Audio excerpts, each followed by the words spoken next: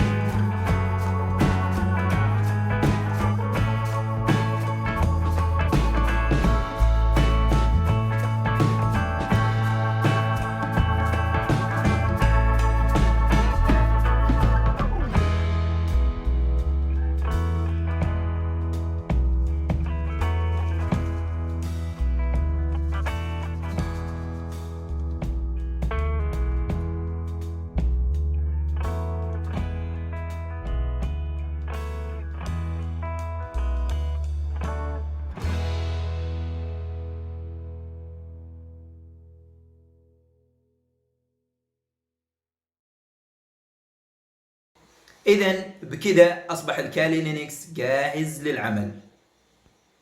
انستليشن انتهى. في الفيديو القادم بإذن الله راح نبتدئ بالعمل على منصة الكالي لينكس، لذلك كونوا هناك. لا تنسى الاشتراك في القناة.